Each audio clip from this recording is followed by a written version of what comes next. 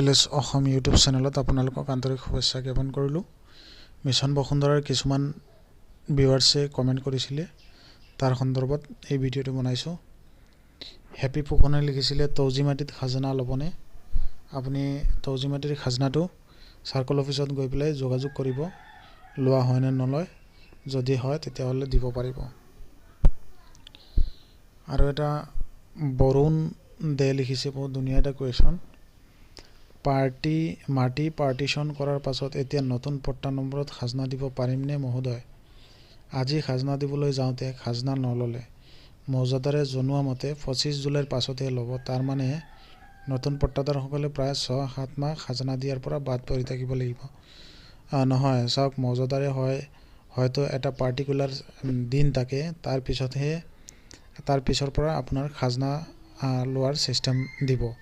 কাৰণ পাট্টাটো আজি নতুন হোৱাৰ পিছত যে পাট্টাটোত পইচা ল'ব, সেইটো এটা ডিউৰেশ্যন থাকিব লাগে।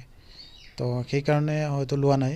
গতিকে মোৰ যিমান দূৰ জানা, আপুনি ৱেইট কৰিব লাগিব, তাৰপিছত আপুনি জমা দিব পাৰিব। কিন্তু যদি তেনেধৰণৰ কিবা আপুনি প্ৰব্লেম পাইছে, ধৰি লওক আপোনাৰ মনত লাগি আছে যে নাই দিব পৰাৰ অৱস্থা আছে, তেতিয়াহ'লে প্লিজ আপুনি এবাৰ চাৰ্কল অফিচাৰৰ লগত যোগাযোগ কৰিব।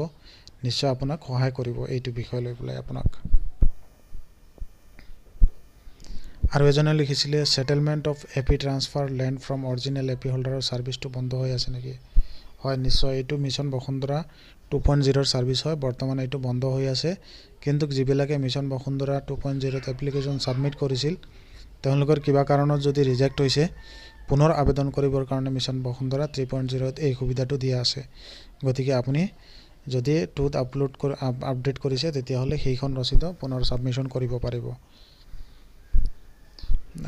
আৰু এজনে লিখিছিলে, হোৱেন এভাৰ এপ্লিকেবল, কেতিয়া নিদিলে নেক্সট নহয় কিয়? হোৱেন এভাৰ এপ্লিকেবল, কেতিয়া নিদিলেও নেক্সট নহয় কিয়? হোৱেন এভাৰ এপ্লিকেবল, কেইটা নিদিলে নেক্সট নহয় কিয়? সেইটো দিব লাগিব। হোৱেন এভাৰ এপ্লিকেবলটো চিলেক্ট কৰিব লাগিব। শ্ৰেণী পৰিৱৰ্তনৰ ক্ষেত্ৰত এজনে লিখিছিলে এই কুৱেশ্যনটো। আৰু এজনে লিখিছিলে, মই ইয়াতে খালি অকল আপোনাৰ ৰেভিনিউৰ যিবিলাক কুৱেশ্যন আছে এইবিলাক ল'বলৈ চেষ্টা কৰিম। স্কুটিৰ কাৰণে কিছুমানে কুৱেশ্যন কৰিছিলে, সেইবিলাক মই বেলেগ ভিডিঅ'ত ল'ম। আশা কৰোঁ আপোনালোক সকলোৱে বুজি পাইছে। চাকৰি কৰা মানুহক পাট্টা পাবনে নাই? চাওক, এইটো নিৰ্দিষ্ট আছাম লেণ্ড পলিচি যিটো আছে, তাত চাকৰিয়ালৰ কথা উল্লেখ আছেনে নাই আপুনি চাই ল'ব। পাৰ্টিকুলাৰ নিয়ম থাকে, সেই নিয়ম মতেহে হয়। গতিকে আপুনি অধিক জানিবৰ কাৰণে চাৰ্কল অফিচাৰৰ লগত কণ্টেক্ট কৰিব পাৰিব। তেনেকুৱা চাকৰিৰ লগত কোনো সম্পৰ্ক আছেনে নাই, সেইটো আপোনাৰ ইনকামৰ ওপৰত ডিপেণ্ড কৰিব। হয়, কি ছিষ্টেমত হয়, এইটো অফিচিয়েল মেটাৰ হয়, অফিচিয়েল জানিব। এইটো অনলাইন এপ্লাইৰ আওতাত নপৰে। আৰু এজনে লিখিছিল, একচনীয়া মাটি ঘৰুৱা দলিল যোগে আগতে কিনা আছে, নতুনকৈ দলিল সূত্ৰে নামজাৰি কৰাৰ কাৰণে অনলাইন যোগে বৰ্তমান কোনো ধৰণৰ অপশ্যন আছে নেকি? প্লিজ জনাব। এইটো আমিনুল ইছলামে লিখিছিলে। চাওক, তেনেধৰণৰ কোনো সুবিধা নাই। একচনীয়া মাটি ঘৰুৱা দলিল যোগে যদি আগত কিনা হৈছে, বৰ্তমান দলিল সূত্ৰে নামজাৰি কৰাৰ কোনো ছিষ্টেম নাই। মিছন বসুন্ধৰা 2.0 যদি আপোনালোকে আবেদন কৰিছিলে, সেই আবেদন কৰা ৰচিদখন পুনৰ ছাবমিট কৰিব পাৰিব, যদি কিবা ভুল হৈছে শুদ্ধ কৰি। আৰু এজনে লিখিছিলে, টাউন এলেকাত নপৰা গাঁৱৰ একচনীয়া মাটি 3.0ত আবেদন কৰিব পাৰিমনে? টাউন এলেকাত নপৰা মানে গাঁও এলেকাত। একচনীয়া মাটি মানে আপোনাৰ নিজৰ নামত আছে নে বেলেগৰ নামত? সেইটো নিজৰ নামত হ'লে আপুনি আবেদন কৰিব পাৰিব, আৰু বেলেগৰ নামত হ'লে এইটো আপুনি পট্টাৰ কাৰণে আবেদন কৰিব নোৱাৰে, পুনৰ ছাবমিশ্যন কৰিব পাৰিব যদি মিছন বসুন্ধৰা 2.0ত এপ্লিকেশ্যন আপডেট কৰিছিলে। এইটো মিণ্টু বৰুৱাই লিখিছিলে। টাইম বঢ়াই দিয়া হ'লে ভাল হয়, সকলোৰে নহ'লে হয়।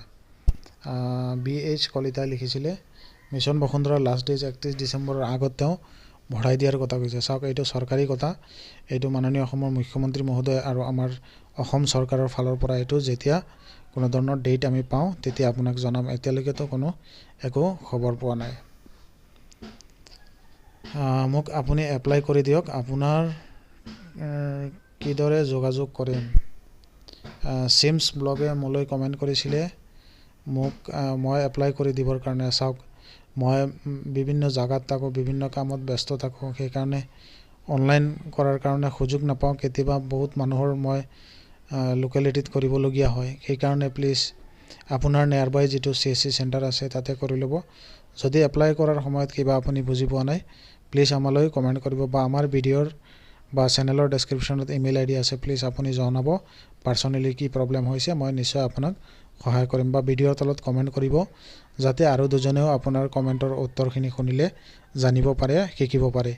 সেইকাৰণে আপোনালোকে কমেণ্ট কৰিব যিমান পাৰে তিমানকৈ। আপোনালোকে এপ্লাই কৰা কাম কৰে নেকি জনাবচোন প্লিজ। হয়, এপ্লাই কৰাৰ কাম কৰোঁ, এপ্লাইয়ে কৰোঁ মই, সেইকাৰণে এপ্লাইৰ ডিটেইলছখিনি জনাওঁ আপোনালোকক।